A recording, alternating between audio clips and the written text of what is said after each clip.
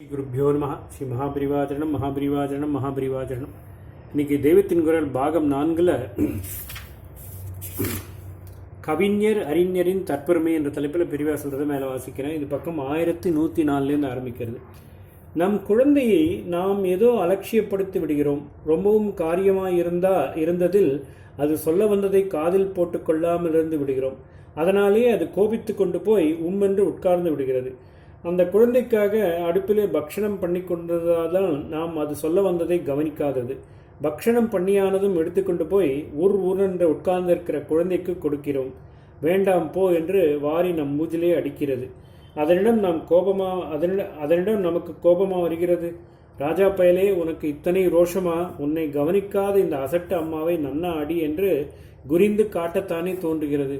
அம்பாளுக்கும் அவளுடைய குழந்தையான காளிதாசன் சீரியதில் கோபமே வரவில்லை, பெருமைதான் பட்டாள்.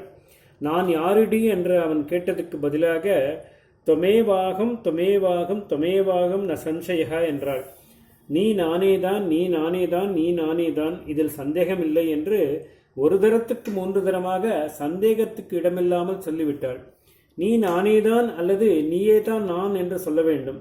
தொம் ஏவ நீயேதான், அகம் நான். குறுக்கே சீறிக்கொண்டு இவன் கேட்டிருக்காவிட்டால் அவளாக என்ன சொல்லியிருப்பாளோ? ஒரு கவி, நிஜமான கவி, இன்னொரு கவி அறிஞர் என்று சொன்ன அப்புறம் இவன், அதாவது காளிதாசன், இரண்டும் பூர்ணமாக சேர்ந்த பண்டித கவி என்கிற மாதிரி ஏதாவது ட்ரிபியூட் பாராட்டு கொடுப்பதோடு நிறுத்தி கொண்டிருப்பாளோ என்னவோ. அவன் கோபத்தில் இடைமறித்ததாலேயே அவனை தானே என்று உச்சிக்கோடிக்கு உசத்தி சொல்லிவிட்டாள். பண்டிதர்களுடைய அறிவெல்லாம் அடங்கிய ஞானம் அவள்தான். ஞானதகா ஞான விக்கிரகா, ஞானம் அளிப்பவள் ஞான வடிவினல் என்று சகசிரநாமத்தில் சொல்லியிருக்கிறது. கவிதாரசத்துக்கும் அவள்தான் மூலம். தைத்திரியத்தில் பரமார்த்த தத்துவமாக சொன்ன ரசம் அவள்தான். ரசக்யா ரசசேவதி, அதாவது ரசமறிந்த ரசிகை, ரசம் நிரம்பிய களஞ்சியம் என்று சகசிரநாமம் சொல்லுகிறது. இப்படி இரண்டும் சேர்ந்திருப்பதில் தனக்கு சமம் தானே கூட யார் என்றால் காளிதாசன் தான் என்றாளாம். தான் இப்படி பாராட்டி சொன்னதில் ஏதோ ஒரு சமயம் தற்பெருமை என்றில்லாமல் எப்பொழுது பார்த்தாலும் மண்டைக்கனம் பிடித்தவனாக காளிதாசன் ஆகிவிட்டால் என்ன பண்ணுவது? அப்படி ஆகிவிடக்கூடாது என்பதால் இன்னொரு சந்தர்ப்பத்திலே அம்பாள் அவனை ஒரு இறக்கவும் செய்தாள். இப்பொழுது பவபூதிக்கும் காளிதாசனுக்கும் மட்டும்தான் போட்டி. இந்த சமயம் தராசிலே 2 பேர் கவிதையும் எதிரெதிர் தட்டுக்களில் வைத்து அம்பாள் ஆலயத்தில் எடை போட்டு பார்க்க தீர்மானமாயிற்று.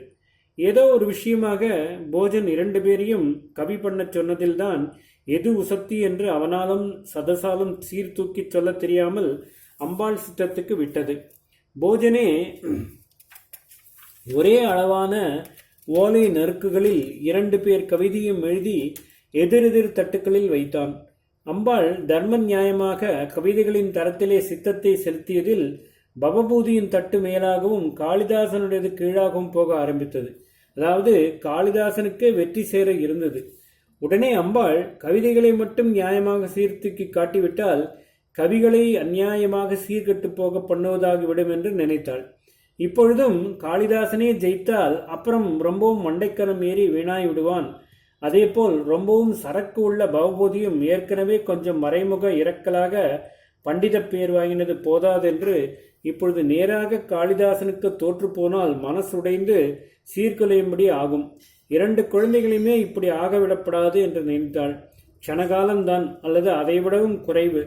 அம்பாள் ஆதனால் அதற்குள் இப்படி நினைத்து தராசு தட்டுகள் ஏறி இறங்குவதை மாற்றுவதற்கும் அந்த க்ஷணத்துக்குள்ளே ஒரு வழியை நிச்சயம் செய்து கொண்டாள். அழகுக்கு அழகு செய்பவளான பரதேவதை சர்வாலங்கார பூஷிதையாக இருப்பவள். அவள் தலையில் கேசத்தில் பின்னலின் உச்சியில் புஷ்பம் வைத்துக் கொண்டிருப்பது மட்டுமில்லை, காதின் மேலேயும் ஒரு புஷ்பத்தை செருகிக் கொண்டிருப்பாள். லலிதா சகஸ்ரநாம வர்ணையில் இப்படி இருக்கிறது. கேசத்தில் சம்பகம், அசோகம், புன்னாகம், சௌகந்திகம் ஆகிய புஷ்பங்களை சூட்டிக் கொண்டிருப்பவள் என்று முதலில் வருகிறது. சம்பகா, சோக, புன்னாக, சௌகந்திக, லசத்கஷா. அப்புறம் ரொம்பவும் மனசை கொள்ளை கொள்ளும் விதத்தில் செவிப்பூவாக கதம்ப புஷ்ப கொத்தை வைத்துக் கொண்டிருக்கிறவள் என்று வருகிறது. கதம்ப மஞ்சிரி கிளுப்த கர்ணபூர மனோகரா. நம் கதை நடந்தபோது இம்மாதிரி கல்கானம் என்ற கோளை மலரை அம்பாள் காதின் மேல் அணிந்து கொண்டிருந்தாள். பவபூதியின் தட்டு மேலே கிளம்பிய போது அந்த காதுப்பூவை சரி செய்து கொள்கிறது போல் விரலாலே மெதுவாக அழுத்தி கொண்டாள். அப்படி பண்ணுவதிலேயே சாமர்த்தியமாக அந்த புஷ்பத்தில் இருந்த தேன் சொட்டை சுண்டிவிட்டு அது போய் நேரே பவபூதியோட ஏட்டின் மேல் விழும்படி செய்துவிட்டாள். கவிதா ரசம் என்னும் தேனை நினைத்துத்தான் சொல்கிறோம். மதுரஸ்வரூபிணியான அம்பாளுடைய செவிப்பூவின் தேன் சொட்டு விழுந்த கணத்தில் பவபூதியுடைய கவிதையில் குறைந்த ரசம் மேக்கப் ஆகிவிட்டது. சட்டென்று அவனுடைய கவிதை தட்டு கீழே இறங்கி காளிதாசன் கவிதை உயரே போயிற்று. கவிஞர்களை எடுத்துக்கொண்டாலோ இதற்கு நேர்மாறாக பவபூதிக்கு உயர்வு கிடைத்தது. காளிதாசனை ஒரு இறக்கினதாக ஆயிற்று. ஆனால் உடனேயே காளிதாசனுக்கு அம்பாள் செய்த ட்ரிக் புரிந்துவிட்டது. எப்படி புரிந்தது என்றால், அவளே நானேதான் நீ என்று சொல்லியிருந்தாளோ இல்லையோ அவள் வாக்கு பொய்க்குமா, அவளாகவே இருந்து அவளுடைய காரியத்தை புரிந்து கொண்டு விட்டான். உடனே இதை ஆசு கவிதையாக பாடியும் விட்டான். ஆனால் முன்னே அவசரப்பட்டு திட்டினானே, அப்படி திட்டியா பாடினான்? இல்லை. உண்மையில் சுப்பீரியாக இருந்த அவனுடைய கவிதையை அவள் மட்டப்படுத்தினதற்காக அவன் திட்டியிருந்தால் கூட தப்பு என்று சொல்ல முடியாது. ஆனால் இப்பொழுது திட்டாமல், கொஞ்சம் கூட கோபப்படாமல், அகோமே சௌபாகியம், ஆஹா என்னுடைய பரமபாகியத்தை என்ன சொல்ல என்றே ஆரம்பித்து அம்பாளுடைய காதணியான கல்காரத்தின் தேனால் அவள் பவபூதியின் கவிதைக்கு கனம் கொடுத்ததை பாடினான். நல்லறிவு உதித்ததாலேயே, அதுவும் அவள் கிருபையால் மனஸ்மாறி இப்படி பாடினான். நீயும் நானும் ஒன்று என்றவள் இப்பொழுது பக்ஷபாதமாக பண்ணினாள் என்றால் ஏன்? அவளை தவிர தான் வேறில்லை என்று இல்லாமல் தனக்கு அகங்காரம் தலை தூக்குகிறதே, அந்த கனத்தை இறக்கத்தான் பவபூதியின் பாடலுக்கு கனம் தந்தாள் என்று புரிந்து கொண்டான்.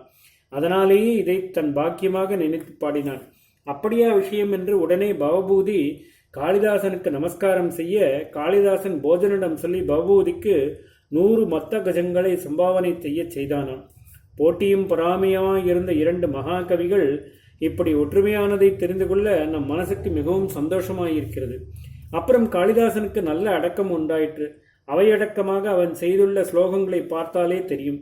உதாரணமாக, ரகுவம்சத்தின் ஆரம்பத்தில் இப்படி ஒரு காவிய முயற்சியில் தான் இறங்கியிருப்பது ஏதோ ஒரு சின்ன படகை கொண்டு கடக்க முடியாத சமுத்திரத்தை கடக்க புறப்போனது போலதான் ரகுவம்ச திலகனின் கதையை எழுதிய வால்மீகி போன்ற உயர்ந்த கவிகளே சாதிக்கக்கூடிய இந்த காரியத்தில் தான் முயற்சி பண்ணுவது நல்ல நெட்டையானவனே பறிக்கக்கூடிய பழத்துக்கு ஒரு குள்ளன் கை நீட்டி பார்ப்பது போலத்தான் என்று வினயமாக சொல்கிறான். ஓம் ஸ்ரீ குருப்யோ நமஹ.